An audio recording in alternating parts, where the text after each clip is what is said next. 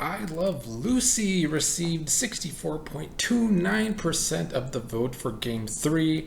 With y'all's votes in the comments and in the poll, that means it was a 28.58% difference, which means 10 extra points for I Love Lucy in Game 3. So the final score for Game 3 was I Love Lucy 88.66 to Addams Family 70. I Love Lucy goes up 2-1 in this series. I still think I Love Lucy is the heavy favorite right now against the Addams Family. But let's see what happens in Game 4. This is Game 4 between I Love Lucy and the Addams Family. And I will say this one is going to be a close matchup between these two TV shows. With Addams Family, we have a decent little episode here. And with I Love Lucy, I do feel like we kind of hit a string of mediocre to subpar episodes where the writing is concerned. Let's start with the Addams Family. Season 1, Episode 4 is Gomez the Politician. And I will say I am doing these episodes in order of when they aired on Amazon/Freebie. If you watch Addams Family there, they have some of the episodes out of order for whatever reason. I don't know why some streaming services do that sometimes, but they are doing that there. But we are doing episode 4, Gomez the Politician. Oh,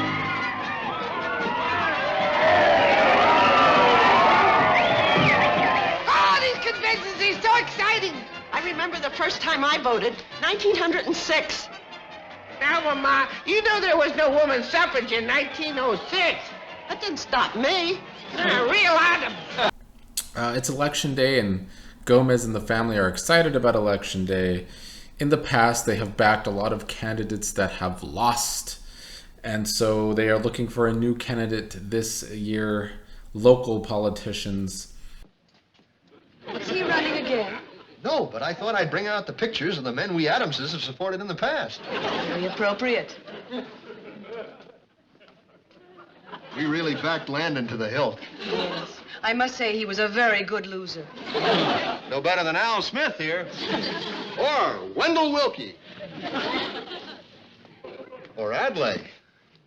Uncle Blight masterminded their campaigns. Old Kiss of Death Blight, they call him. I never quite knew why. Grandpa Squint says it's an old family nickname. Grandpa knew his way around the political arena, too. Abe Lincoln begged him for his support. But there's the man who got it, Stephen Douglas. Darling, with all this natural political talent, shouldn't you be running for public office? No, we Adamses prefer to think of ourselves as kingmakers.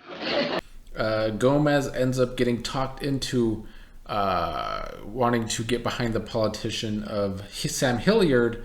Sam Hilliard is trying to drain the swamps in the town, which, I mean, you know, politicians and draining swamps seems to be a good tagline for people that don't actually get those jobs done. My man promises to modernize the city, put in more street lights, drain the swamps. Drain the swamps? That and more. Now, this politician, Sam Hilliard, means literally they are going to be draining some of the town bogs there, which upsets Morticia. She doesn't want this to happen. Gomez gets some funny lines, though, that politicians promise all these things and don't actually come through with that. Isn't that the truth? They do not drain the swamps, do they? Mr. Hilliard won't do any of those terrible things. Don't you realize politicians always make extravagant promises? Fortunately, I can see through their little games. Darling, you're so clever. I would say those are kind of some of the best parts of this episode, is some of the quips about the politicians and how they are, frauds and fakes and all of that. And yet, we all in society continue to fall for it. Somehow these days, more than ever, everybody just wants everything to be political, don't they? Hopefully that's growing thin. So they end up getting behind Sam Hilliard, even though Hilliard doesn't want the Addams Family. He doesn't want anything to do with the Addams Family. He knows this could be bad for his campaign, but his campaign manager says Hilliard needs to get out there with the people and show face to the town. Hilliard attempts to do so, hooks up with the Addams Family. They go over some stuff that Gomez wants to get done. The funniest part of the episode is that Uncle Fester has a song for Sam Hilliard. He also lights a light bulb with his mouth to be like a special effect for Sam Hilliard's campaign. It's the kind of song that gets you. Right here. Don't be a hog, help clean up the bog, and vote for Sam L. Hilliard. He'll stick to the issue, he may even kiss you, so vote for Sam L. Hilliard. Honest and fearless, Sam L. is peerless, he's a man for whom we stump. So don't be a goat and just cast your vote for the pride of our city, Swan.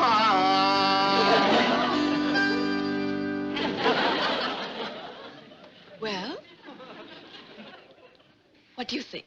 I think we've got more money than we need. Uncle Fester can do the song with special effects, too. He lights up. Lights up.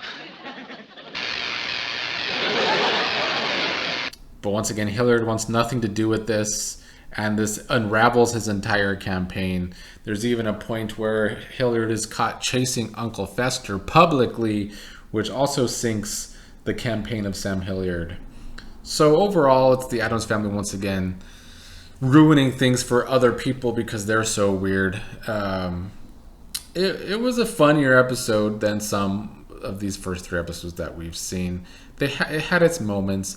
The writing was also okay at times. I did like that it starts showing the Addams Family getting behind a bunch of losers, and by the end of the episode, it makes you think that those people lost because the Addams Family got behind their campaign and tried to campaign for those individuals. So a decent little episode from Addams Family here for Game 4. I gave the grade for this episode a 70. We are going over 3 episodes of I Love Lucy here. Season 1, episodes 10 through 12. Episode 10 is called Lucy is Jealous of the Girl Singer. And it is an odd title because the person that she is jealous of in this episode is actually a dancer for Ricky and not a singer with Ricky. So I don't know how they got that title wrong, but they did. So yeah, there's this new dancer that Ricky's dancing with in one of his shows, and Lucy becomes jealous. She mostly becomes jealous thanks to Ethel showing her what was written in a newspaper. Ricky says it was a story for publicity for him from his manager. So her name is Rosemary.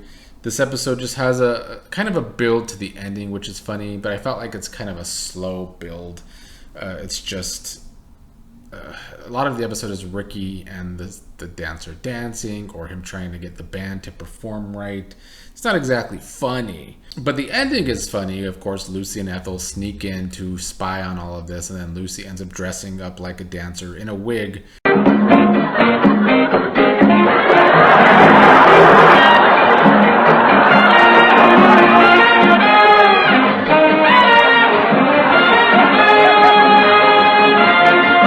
Dancing with them during the performance, and we get a good ending too with Ricky.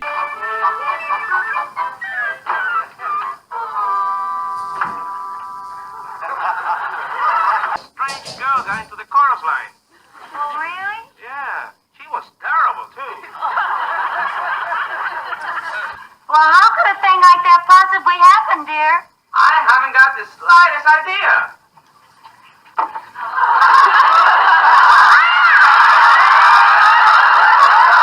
Saying to Lucy, who's trying to play off that she wasn't there, that this girl snuck in to dance and that her figure was bad and that she looked bad and she did bad.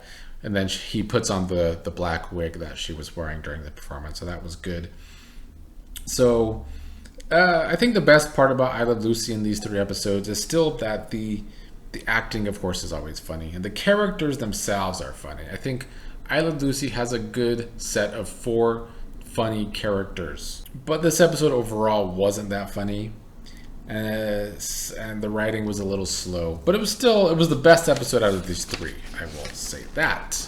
The next episode, episode 11, probably the worst episode of the 3.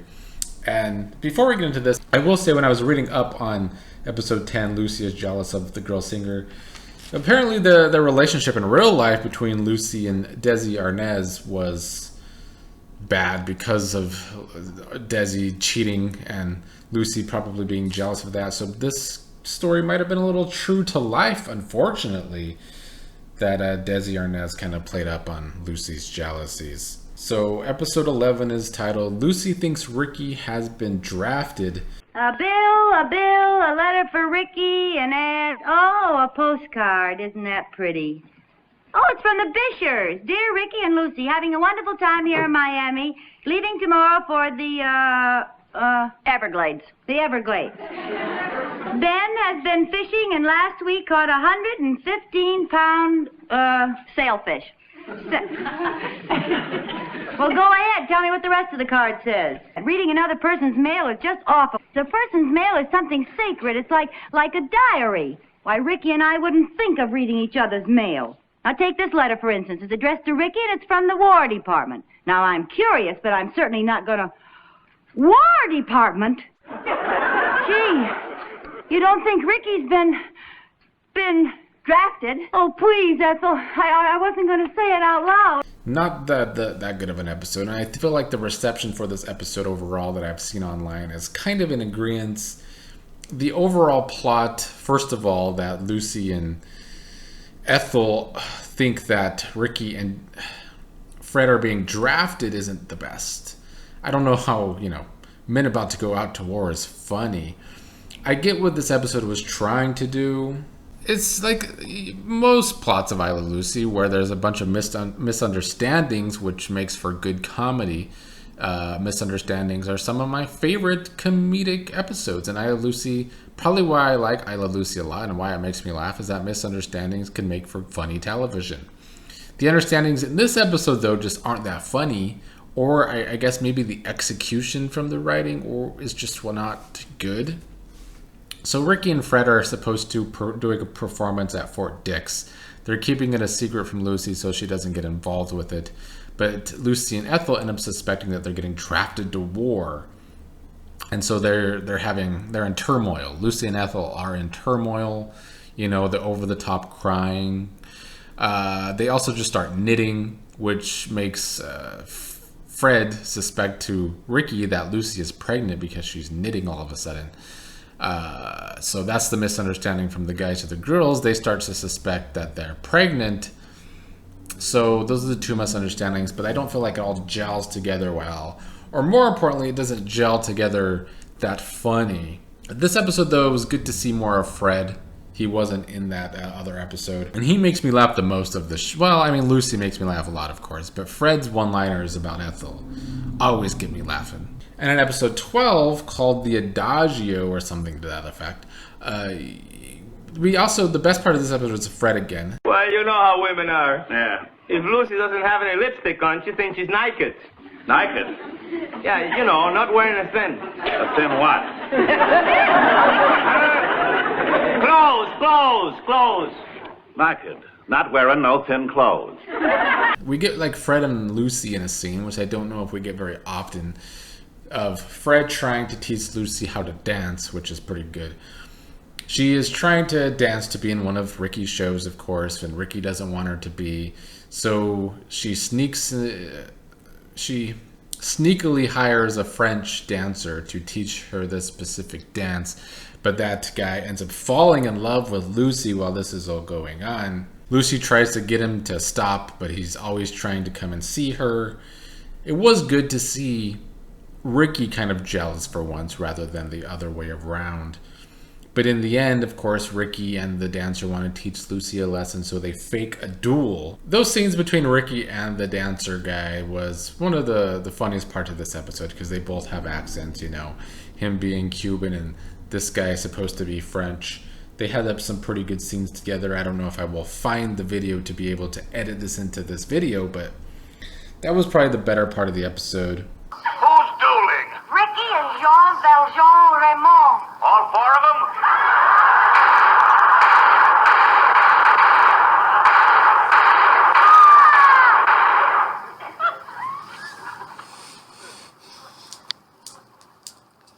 Oh, no.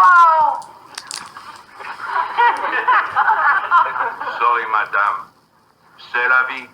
This episode wasn't bad necessarily. I would put it up there with being okay, just like episode 10 with Lucy being jealous. Both of those episodes were okay. But episode 11, Lucy Thinks Ricky Has Been Drafted, Not a very good episode, honestly, and it kind of brought the average down for these 3 episodes. For Game 4 here, I Love Lucy gets an average grade of a 70.5.